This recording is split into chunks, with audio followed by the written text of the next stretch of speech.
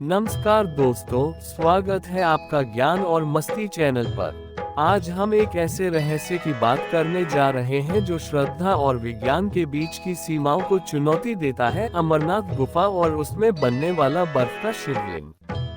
कश्मीर की बर्फीली वादियों में समुद्र तल से करीब 3888 मीटर की ऊंचाई पर स्थित है अमरनाथ गुफा। हर साल लाखों श्रद्धालु कठिन यात्रा कर इस पवित्र स्थान पर पहुंचते हैं। पर सवाल ये है कि क्या सच में भगवान शिव यहाँ वास करते हैं?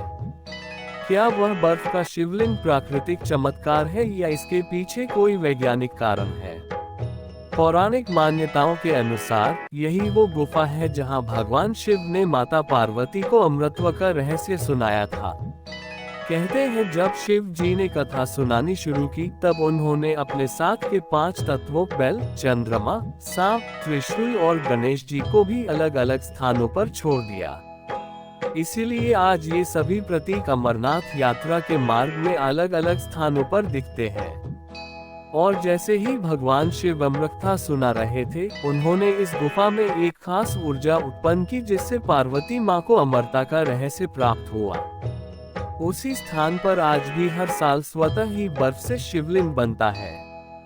अब अगर हम विज्ञान की नज़र से देखें तो वैज्ञानिकों के अनुसार ये बर्फ का शिवलिंग कुछ खास तापमान, नमी और हवा की दिशा के कारण बनता है। अमरनाथ गुफा में एक छोटा सा छिद्र है जिससे पानी की बूंदें टपकती हैं और जमकर एक लिंगाकार आकृति बना लेती है। ये प्रक्रिया इतनी नियमित और रहस्यमयी है कि वैज्ञानिक भी पूरी तरह से इसे समझ नहीं पाए हैं। ध्यान देने वाली बात यह है कि शिवलिंग सावन के महीने में ही पूर्ण आकार में बनता है और फिर धीरे धीरे पिघलने लगता है। ये कैसे इतना सटीक रूप लेता है, कैसे सावन में ही बनता है और कैसे हर बार एक जैसी ऊंचाई तक पहुंचता है, ये सभी बातें आज भी रहस्य बनी हुई है। कुछ लोगों का मानना है कि गुफा में नमी और ठंडक का एक विशेष संतुलन है जो इस बर्फीले शिवलिंग के निर्माण में सहायक होता है। वहीं दूसरी ओर श्रद्धालुओं का मानना है कि यह स्वयं भगवान शिव की उपस्थिति का प्रमाण है। वो हर वर्ष स्वयं प्रकट होते हैं और फिर अंतर्ध्यान हो जाते हैं। ये भी रोचक है कि गुफा तक पहुंचने के लिए 2 रास्ते हैं, पहलगाम और बालताल। पहलगाम का रास्ता पुराना है और पौराणिक दृष्टि से अधिक महत्वपूर्ण माना जाता है। कहते हैं कि शिवजी ने इसी मार्ग से अमरनाथ की ओर प्रस्थान किया था। वहीं बालताल का मार्ग छोटा लेकिन अधिक कठिन है। अमरनाथ यात्रा के दौरान कई श्रद्धालु कहते हैं कि उन्हें रास्ते में अलौकिक अनुभव होते हैं। किसी ने शिव के जयकारों की गूंज सुनी, किसी ने गुफा के पास दिव्य प्रकाश देखा। कई वर्षों में वैज्ञानिकों ने शिवलिंग पर रिसर्च करने की कोशिश की लेकिन नतीजे हमेशा अधूरे रहे। कभी तापमान ज्यादा रहा, कभी बर्फ का जमना रुक गया। कई बार तो बिना बारिश के भी गुफा में बर्फ गिरने की खबरें आईं, जो विज्ञान के नियमों से मेल नहीं खाती।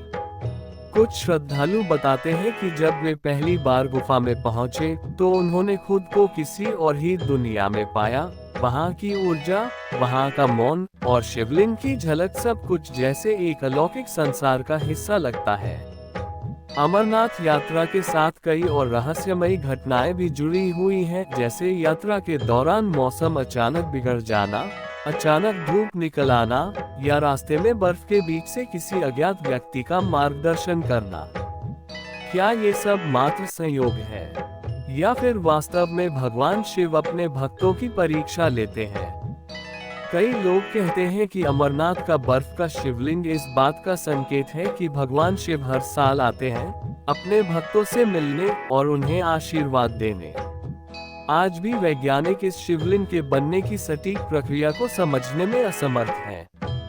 कुछ ने इसे प्राकृतिक घटना कहा तो कुछ ने इसे मौसम की चाल बताया, लेकिन कोई भी इस रहस्य को पूरी तरह नहीं सुलझा पाया। तो फिर प्रश्न यही उठता है, क्या अमरनाथ का शिवलिंग केवल बर्फ की आकृति है या फिर उसमें भगवान शिव की चेतना है? शायद उत्तर न विज्ञान के पास है न किसी ग्रंथ के पास। शायद उत्तर आपके विश्वास में छुपा है। जब आप उस गुफा के पास खड़े होते हैं जब आपके आंखों में आंसू और दिल में भक्ति होती है, तब आप समझते हैं कि भगवान को देखना है तो श्रद्धा की आंखों से देखो। तो दोस्तों, आज की ये यात्रा यहीं समाप्त करते हैं, लेकिन अमरनाथ का रहस्य आज भी जीवित है। हर वर्ष एक नया शिवलिंग, हर वर्ष एक नया चमत्कार। ऐसे ही और रहस्यमयी और आध्यात्म से जुड़े विषयों को जानने के लिए हमारे चैनल ज्ञान और मस्ती को सब्सक्राइब करें। धन्यवाद। हर हर महादेव। जय बाबा बर्फानी।